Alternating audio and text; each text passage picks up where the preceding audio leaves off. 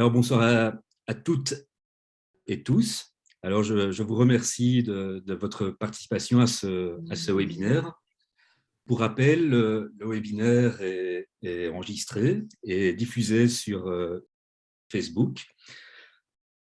D'abord, je vais me présenter. Donc, je suis Laurent Delcourt, chargé d'études au Centre Tricontinental, qui est situé à Louvain-la-Neuve, en Belgique.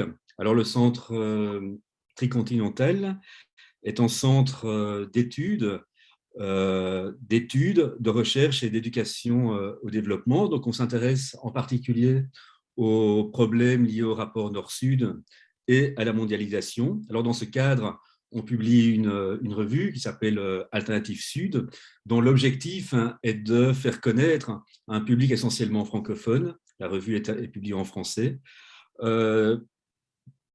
Des analyses d'auteurs du Sud sur la mondialisation, sur les rapports Nord-Sud et sur les mobilisations sociales dans le Sud. Alors, ce webinaire est co-organisé par FIAN et le CETRI. Donc, on l'a organisé à l'occasion de la sortie du dernier numéro d'Alternative Sud, qui est consacré au devenir des systèmes alimentaires. Alors, l'idée ici est non seulement de prolonger, d'élargir les réflexions contenues dans cet ouvrage, mais aussi, on l'espère, de sensibiliser un plus large public à cette problématique cruciale du devenir des systèmes alimentaires. De fait, on assiste depuis pas mal d'années à une convergence sans précédent de crise, effondrement dramatique de la biodiversité, y compris de la biodiversité génétique des cultures alimentaires, augmentation également depuis quelques années de la sous- et de la malnutrition, en réalité depuis 5 ans, aggravée dernièrement par la pandémie, donc depuis 2 ans, conséquence du réchauffement climatique qui risque d'avoir un impact sur la production, sur les productions agricoles, en particulier dans les pays du Sud, risque par conséquent accru de famine dans certains pays, comme celle qui sévit actuellement à Madagascar, qui a été officiellement qualifiée de première famine liée au réchauffement climatique, et risque également de conflits en cascade liés à l'exacerbation de la compétition pour le contrôle des ressources, y compris ressources agricoles. Alors, plus que jamais, ces crises qui s'alimentent entre elles nous obligent à repenser de fond en comble nos modes de production et de consommation de nourriture. Alors, heureusement, depuis quelques années, un consensus s'est fait jour sur l'urgence et la nécessité de réformer en profondeur nos systèmes alimentaires. Mais, et c'est là en même temps le gros bémol, les solutions préconisées suscitent de vives controverses, comme l'ont montré les débats qui ont entouré la préparation et l'organisation du premier sommet des Nations Unies sur les systèmes alimentaires qui s'est tenu en septembre dernier. Alors, ça sera l'objet en partie de notre discussion ce soir. Donc, pour en parler, nous avons la chance et le plaisir de recevoir 4 spécialistes de la question, qui sont en même temps des acteurs et actrices engagés donc dans le champ de l'alimentation et de l'agriculture. Alors, il y a Marc Dufumier. Alors, Marc Dufumier, vous êtes agronome, professeur émérite à Paris Agrotech, titulaire de la chaire d'agriculture. Vous étiez tuteur de la chaire d'agriculture comparée de développement agricole de 2002 à 2011, spécialiste des systèmes agricoles et de leur évolution, et auteur de plusieurs ouvrages de référence sur les agricultures des pays du Sud et l'agroécologie. Almudena Garcia Issastre, vous êtes chargée de recherche et de plaidoyer sur les politiques européennes chez FIAN. Vous êtes active au sein de plusieurs réseaux internationaux sur le droit à l'alimentation et la souveraineté alimentaire. Mamadou Goïta, vous êtes socio-économiste du développement, directeur exécutif de l'Institut de recherche et de promotion des alternatives au développement, membre fondateur de l'Alliance pour la souveraineté alimentaire en Afrique et membre de l'équipe de projet du groupe d'experts de haut niveau du Comité de la sécurité alimentaire, donc le CSA. Et enfin, Frédéric Mousseau, économiste, directeur de l'Oakland Institute aux États-Unis où vous êtes actuellement, coordinateur des activités de plaidoyer de l'Institut sur les investissements fonciers, la sécurité alimentaire et l'agriculture, et auteur de multiples études sur ces questions. Alors, j'ajoute que vous avez collaboré donc à notre dernière publication sur les systèmes alimentaires. Alors, j'invite les participants à ce webinaire de poser leurs questions en ligne via le chat. Emmanuel Egen, chargé de plaidoyer chez FIAN Belgique, se chargera de les synthétiser donc après chaque intervention. Et je vais commencer donc dans un premier temps avec Frédéric Mousseau. Donc on va avec lui ouvrir une première partie du débat consacré ici à la gouvernance alimentaire mondiale. Alors Frédéric, le sommet des Nations Unies sur les systèmes alimentaires a été très largement boycotté par les organisations de la société civile. Pour quelles raisons? D'une part, alors que reprochait-elle finalement à ce sommet qui s'était donné officiellement et dans le discours des objectifs parfaitement honorables? Donc, pour la première fois, on parlait de système alimentaire au sein des Nations Unies et de transformation. Donc, je te laisse la parole. Merci Laurent, et d'abord un grand merci à CETRI et FIAN pour cette invitation et félicitations pour cet excellent nouveau numéro d'Alternative Sud. Et c'est vrai que c'est une bonne question, alors qu'on a 800 millions de personnes qui souffrent de la faim, qu'on est en pleine catastrophe climatique et qu'on a un sommet qui s'est donné pour but de réaliser les objectifs de développement durable, notamment les deux premiers qui sont d'éradiquer la faim et la pauvreté. Pourquoi une telle mobilisation et un tel boycott? Donc, je vais exposer plusieurs raisons. Excusez-moi. La première tient au fait que la direction du sommet a été confiée par le secrétaire général de l'ONU, Antonio Guterres, à Agnès Kalibata, alors que celle-ci est la présidente de l'Alliance pour une révolution verte en Afrique, avec l'acronyme AGRA, et qu'elle siégeait en même temps à l'époque au conseil d'administration du Centre international de développement des engrais, qui est un organe de lobby de l'industrie agrochimique. Donc, Mamadou nous donnera certainement davantage de détails sur AGRA, mais en quelques mots, AGRA a été créée par les fondations Gates et Rockefeller en 2006. Elle se focalise principalement sur l'expansion des monocultures et l'extension des usages des intrants agricoles dans l'agriculture africaine. L'idée est d'ouvrir l'Afrique, considérée comme un marché inexploité par les sociétés agrochimiques et des producteurs de semences commerciales, des OGM, des engrais et des pesticides pour ces entreprises.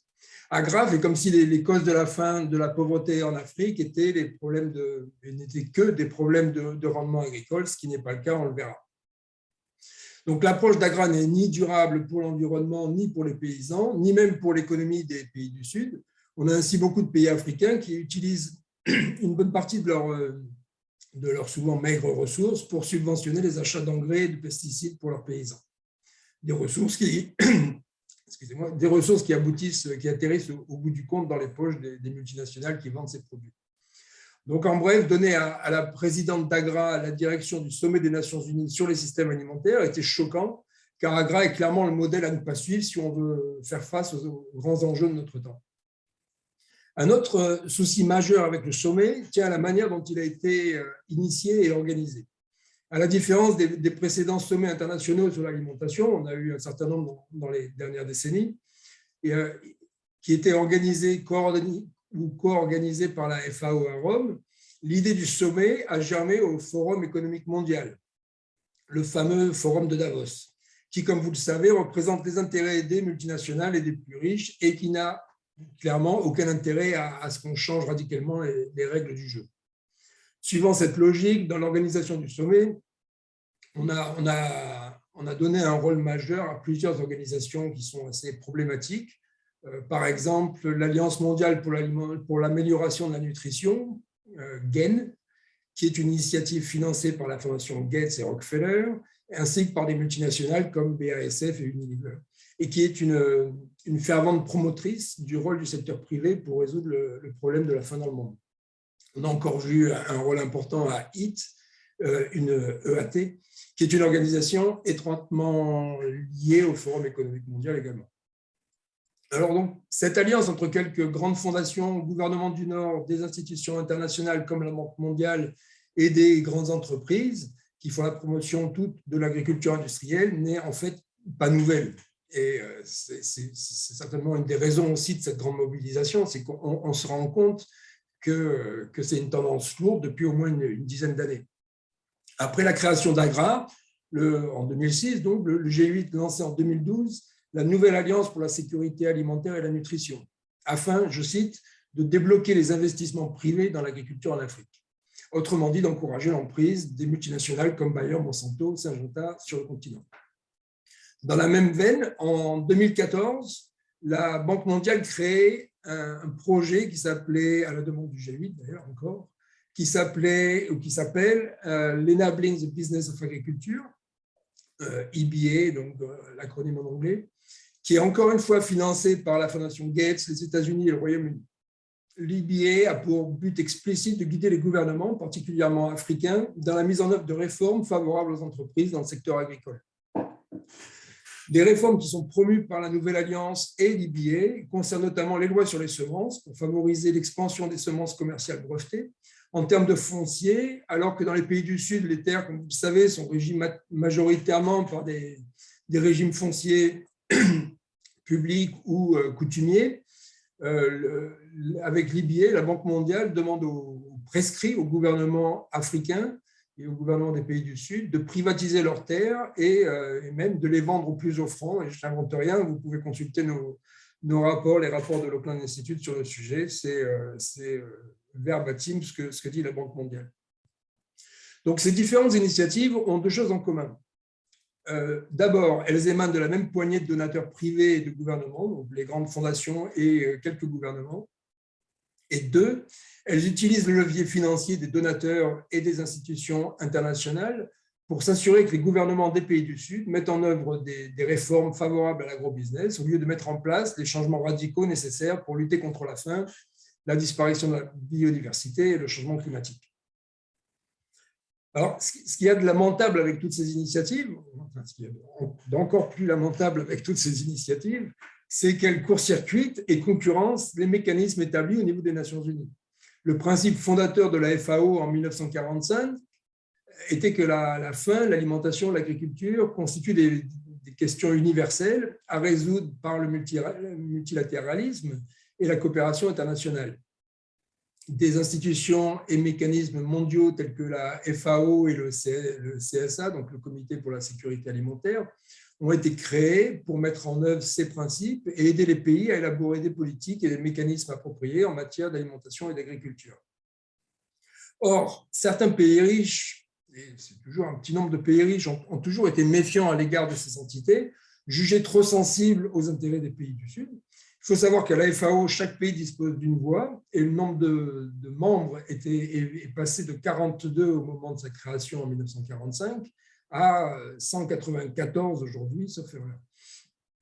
Les États-Unis, le Royaume-Uni et d'autres, les grandes fondations comme Gates, préfèrent très clairement des initiatives telles que AGRA et des institutions internationales qu'ils contrôlent plus directement lorsqu'il s'agit d'influencer les politiques alimentaires et agricoles. En tant que principaux financeurs de la Banque mondiale, ils contrôlent largement l'institution où les droits de vote sont proportionnels au montant des financements apportés, à la différence des autres institutions des Nations Unies. La Banque mondiale suit le consensus néolibéral de Washington, ainsi que la politique étrangère et économique des États-Unis, très favorable aux entreprises agro-industrielles et agrochimiques. Ceci étant dit, la FAO et le CSA constituent également des terrains de bataille où les partisans de l'agriculture industrielle essaient de faire avancer leurs intérêts, parfois de façon très, très agressive.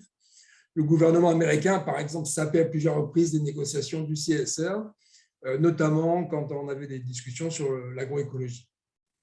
On a vu également la FAO annoncer en 2020 un partenariat avec CropLife International, qui est une association qui représente l'industrie agrochimique. Et c'est un partenariat qui a été critiqué par des centaines d'organisations de la société civile du monde entier comme vraiment contraire à la mission de la FAO. Donc, on a assisté avec le sommet à une tentative des multinationales qui font partie du problème d'avoir la main sur l'élaboration des solutions, finalement. Alors qu'on avait au départ peu d'attentes quant à ce que le sommet pouvait amener de bon, un effet positif et peut-être inattendu et qu'il a catalysé l'opposition croissante à travers le monde au modèle d'agriculture intensif avec ses monocultures, ses pesticides et ses OGM. Les mois qui ont précédé le sommet ont vu ainsi une vague de mobilisation sans précédent dans l'histoire de ces sommets et sur ces questions, comme le disait Laurent tout à l'heure. Des centaines d'organisations ont écrit aux Nations Unies, ont organisé des lettres, des pétitions. On a eu des actions menées directement vers AGRA et ses donateurs par des centaines d'organisations africaines et internationales, appelant l'institution à stopper les soutiens au programme de révolution verte en Afrique. En juillet, des contre-sommets ont réuni des milliers de personnes autour de ces mêmes messages au niveau international et à l'échelle de nombreux pays individuellement. Cette grande mobilisation appelle à, nos amis en parleront tout à l'heure, cette mobilisation appelle à un changement radical de cap afin de relever les défis urgents de la faim, de la dégradation de l'environnement et du changement climatique. On sait bien le cap qu'il faudrait prendre, mais mes collègues en parleront. Et c'est clairement quel choix politique est devant nous. Donc, je conclurai sur deux bonnes nouvelles. La première, c'est que tous les efforts que j'ai décrits, déployés par les multinationales et ces grandes initiatives internationales qui les soutiennent pour influencer les gouvernements, montrent finalement bien que le changement est possible, à condition que les gouvernements des pays du Sud arrivent à s'émanciper de cette influence et se lancent dans des politiques vraiment responsables. Et la deuxième bonne nouvelle, c'est que justement, une telle transition est financièrement abordable pour les gouvernements du Sud, qui dépensent chaque année des milliards de dollars pour subventionner les engrais et les pesticides. Et au lieu de venir enrichir les sociétés agrochimiques en subventionnant et achetant ces produits, ces ressources pourraient être investies dans des pratiques de production vraiment durables. Donc voilà, Yaka, je vais m'arrêter ici pour laisser la place à mes collègues intervenants et aux questions, et je vous remercie. Un tout grand merci, Frédéric, pour l'exposé.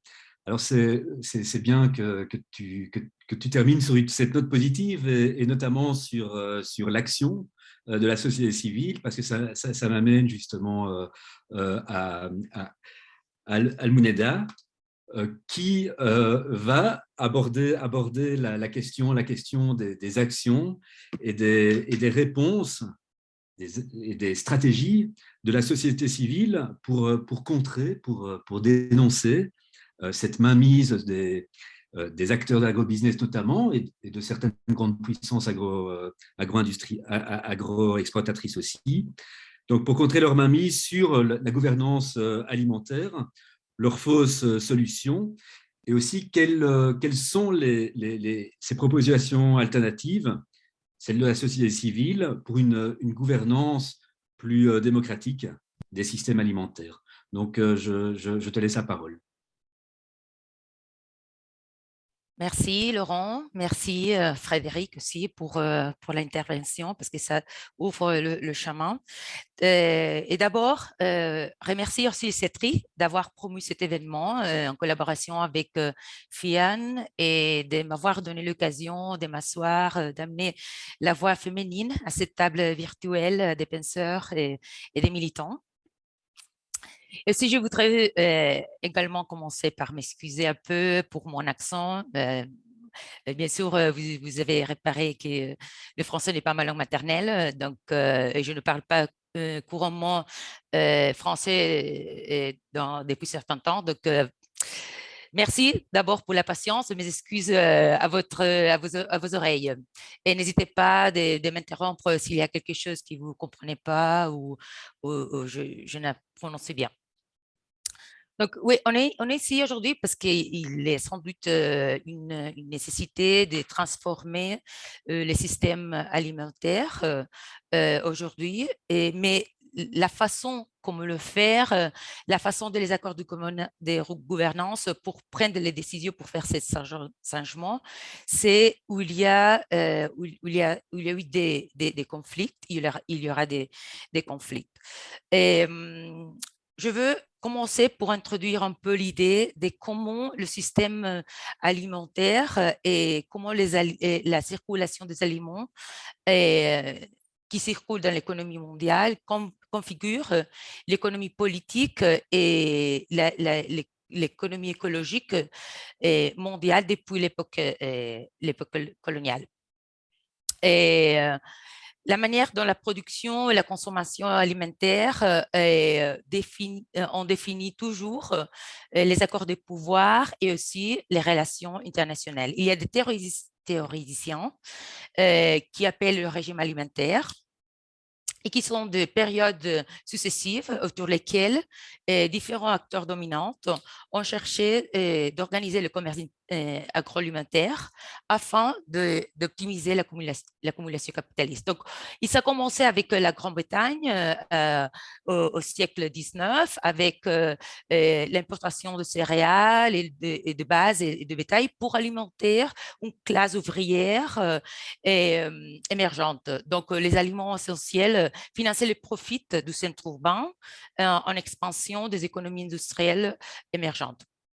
Après, il y a eu un deuxième régime alimentaire emmené par les États-Unis qui a été caractérisé par l'industrialisation de l'agriculture, donc l'adoption des technologies de la révolution verte qui ont généré des excédents alimentaires destinés au commerce international. Donc, comme ça, les États ont réglementé, ont protégé leurs économies nationales et par des contrôles à les importations et aussi des subventions à les exportations. Donc, les flux alimentaires ont changé de direction. Ils ont circulé maintenant des métropoles industrielles vers les États postcoloniaux. Et comme ça, le modèle agro-industriel a été légitimé. Et ça a fait que les acteurs corporatifs ont pris de plus en plus un rôle dominant dans les chaînes d'approvisionnement. Parce que ce modèle industriel a permis cette spécialisation et la naissance de cet acteur corporatif dans les modèles agro-industriels. Et avec cette incorporation des acteurs corporatifs, on arrive dans le régime actuel, qui c'est le régime qui s'appelle le régime alimentaire corporatif. Et c'est dans ce contexte-là qu'on analyse le sommet des Nations Unies sur le système alimentaire qui a fait balancer les dynamiques de pouvoir, les accords internationaux dans la gouvernance du système alimentaire. Donc, comme mon collègue Frédéric Mousseux a très bien expliqué, la façon dans laquelle les multinationales ont pris la main sur les décisions politiques, je veux l'encadrer dans un cadre analytique des 3 dimensions qui a été amené par des chercheuses Fox et Clapp en 2009, qui a 3 dimensions. C'est la dimension instrumentale, la dimension structurelle et la dimension discursive. Et ces 4-là me permettent d'exprimer d'une façon dialectique la réaction depuis des mouvements sociaux. Et Donc, dans le pouvoir instrumental, l'agroindustrie s'est assurée une place des choix depuis les travaux préparatoires du sommet grâce à la nomination, comme a été expliqué avant, d'associés clés dans les rôles stratégiques dans la prise de décision, comme par exemple la docteure Agnès Kalibata, qui a été nommée comme envoyée spéciale pour diriger le sommet et elle était avant la présidence de l'Alliance pour une révolution verte en Afrique. Aussi, David Navarro, qui était chargé de développer et soutenir les dialogues du sommet. Et il était conseiller du World Business Council for Sustainable Development. Donc, il avait aussi des liens très proches avec le secteur privé. Et finalement, Joachim Brom, comme le président du comité scientifique, il était aussi très proche d'Agra. Après les pouvoirs structurels, on a vu que le secteur privé régulièrement vient assouplir les acteurs traditionnels comme les États et les organisations internationales dans les structures économiques et institutionnelles pour prendre eux-mêmes les décisions de gouvernance. Donc, on voit que c'est pas seulement l'influence directe du lobby traditionnel, mais les entreprises commencent à avoir un siège autour de table pour encadrer ce qui se va parler, les décisions qui se vont prendre et aussi l'élaboration des règles qui affectent leurs activités. Donc, on voit de cette façon un changement aussi de la gouvernance, comme aussi Frédéric a nommé, du multilatéralisme, où les États ont le rôle principal, à cette multi-stakeholderism, ou les plateformes multiparties aux parties prenantes. Et donc, la caractéristique de cette plateforme, c'est qu'il n'y a pas la transparence, comment il fonctionne. Il n'y a pas de critères de transparence, comment sélectionner des participants. Donc, à la fin, c'est très arbitraire et ne correspond pas du tout à des critères de la démocratie. Donc, il menace les structures démocratiques et ça, c'était un constat qui a été élevé par les mouvements sociaux. Et finalement, les pouvoirs discursifs. Donc, dans le sommet, il a amené une narrative qui s'appuie sur une science mécaniciste et une interprétation unidimensionnelle du système alimentaire. Donc, en face de ces différents mécanismes des entreprises d'activer son pouvoir et d'accroître son rôle politique, la réaction est venue du mouvement social. Donc, par exemple, dans le domaine, je viens de me rendre compte que je n'ai pas partagé ma présentation, mais ça va, non? Très bien, c'est très clair. Super alors. Donc, cette domaine du pouvoir instrumental,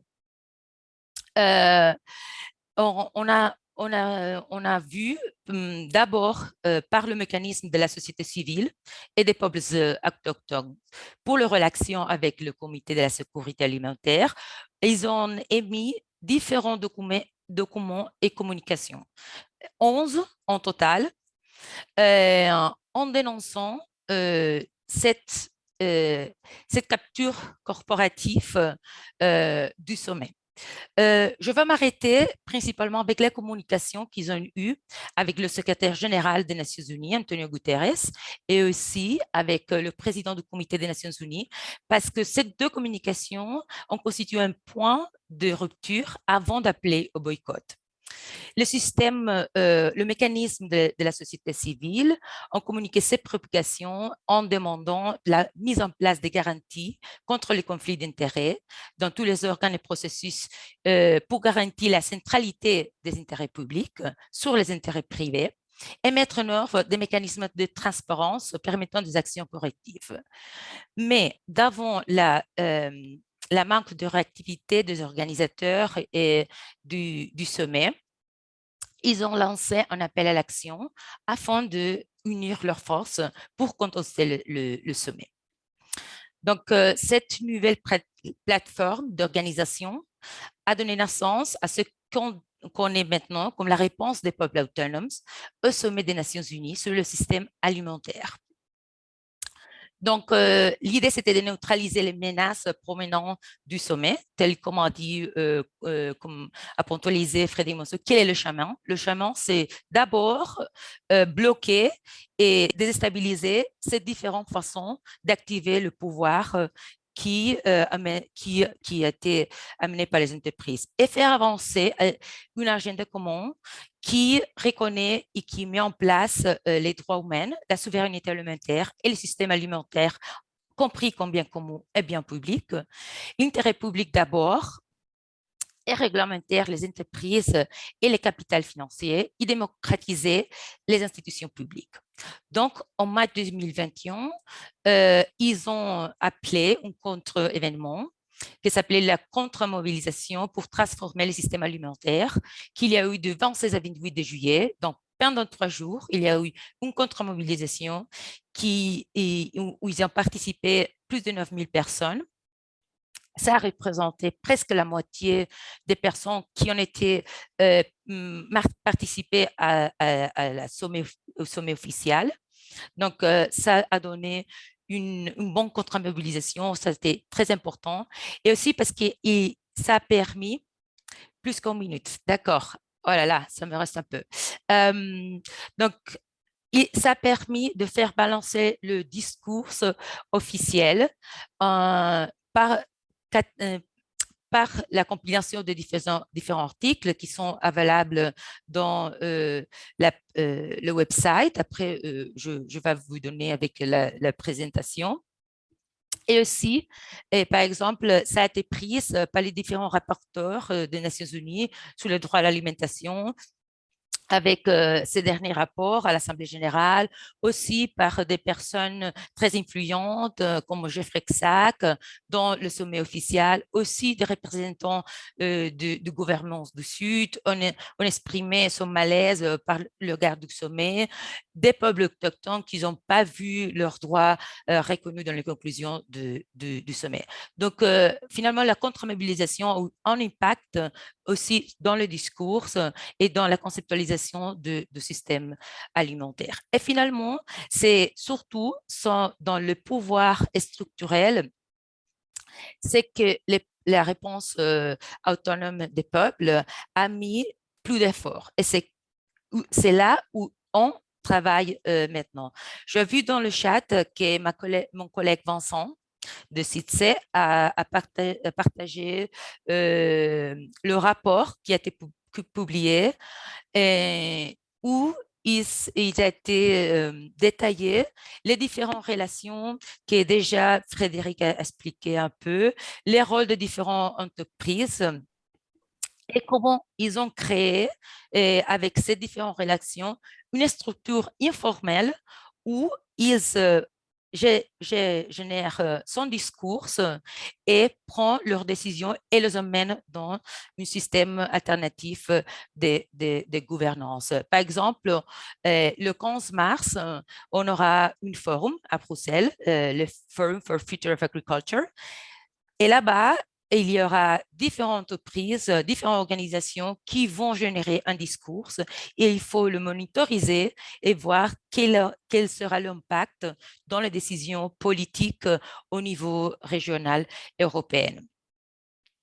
Et donc, autour de ça, et comme membre des européennes de la réponse autonome au sommet, on a organisé le 9 février un événement online où participera les membres du Parlement et aussi de la société civile et pour provenir de cette menace aux structures démocratiques, la menace au multilatéralisme et faire avancer les droits humains des peuples et la souveraineté alimentaire, faire passer l'intérêt public en première et réguler les entreprises et placer des garanties solides contre les conflits d'intérêts et tous les processus et assurer la centralité de l'intérêt public et souligner l'importance du système multilatéral démocratique et renforçant les institutions publiques et des organisations communales. Et après, je vais vous laisser mon email ici si vous voulez plus d'informations pour l'événement du 9 février. Merci beaucoup, je m'arrête ici. Un tout grand merci à Almudena. Donc, c'était vraiment très clair. Ça donne un bon panorama des actions de la société civile qui ont été réalisées par rapport à ce sommet, donc sur les systèmes alimentaires. On me signale qu'il y a deux questions, mais il me semble que c'est plus des questions pertinentes pour la deuxième partie de ces discussions. En revanche, j'ai peut-être une petite question. Finalement, quand on aborde la question de la captation de la gouvernance internationale au niveau alimentaire et nutritionnel, la captation par les grands acteurs de l'agrobusiness, est-ce qu'on ne peut pas dire que ça s'est accéléré d'une part au début des années 2000 avec le fameux Global Compact de Kofi Annan, et ensuite avec un événement central, qui me semble central pour expliquer cette captation, c'est la crise alimentaire de 2008-2009. J'ai l'impression qu'on a vu à ce moment-là tous les grands acteurs de l'agrobusiness, qui sont parmi les principaux responsables de cette crise, s'engager du jour au lendemain en faveur de la sécurité alimentaire. Donc, c'est devenu une nouvelle bannière pour ces acteurs. Alors, qu'en pensez-vous? D'abord, peut-être Frédéric.